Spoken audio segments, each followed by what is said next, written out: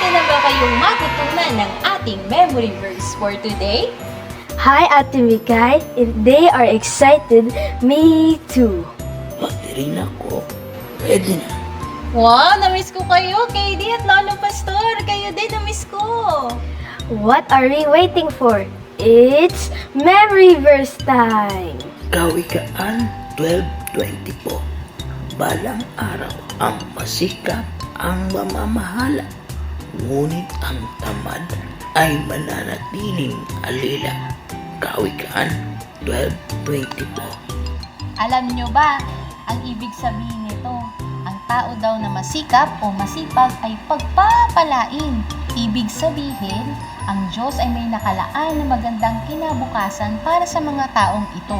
Pero ang taong tamad ay madalas nahihirapan kasi palaging nakadepende sa iba.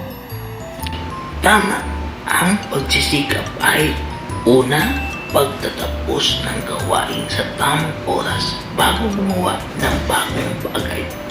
Pangalawa, wastong paggawa dahil sa pagmamahal at kagalakan. Pangatlo, pagtitiyaga at katapatan na hindi pabaya.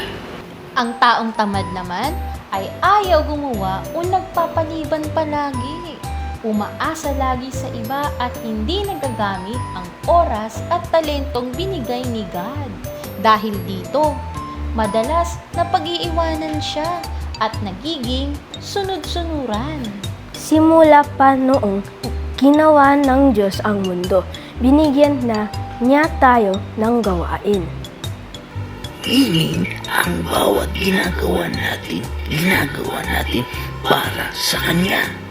Kaya kids, sa araw-araw o kapag nag-aaral, tumutulong sa bahay o may assignment, gawin natin ito para kay God. Tanungin natin ang ating mga sarili kung tayo ba ay tinatapos ang ating mga gawain bago simulan ang bagong gawain. Ginagamit ko ba ang oras ko ng tama? Nagtatrabaho ba ako para kay God?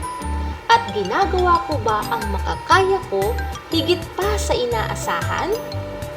Kaya may dalawang pagpipilian tayo, maging masikap o tamad. Alin ang gusto nyo? Masikap syempre, kasi kapag masikap tayo, pinapakita natin na nagpapasalamat tayo kay God sa lakas, sa oras, at kakayahan na binibigay niya sa atin. At higit sa lahat, ginagawa natin ito para maparangalan ang Diyos. Ngayon, sabay-sabay po natin uulitin ang memory verse. Kawikaan 12:24. Balang araw ang musikap ang mahahala, ngunit ang tamad ay mananatiling alila. Kawikaan 12:24. Great job! Palaging tandaan, ang bawat gawain ay para kay God. Kaya gawin natin ito ng may diligence o pagsisikap. Curious to know more about CC and our ministry? Subscribe now and Don't forget to like, share! And watch our videos. Together, let's share the gospel!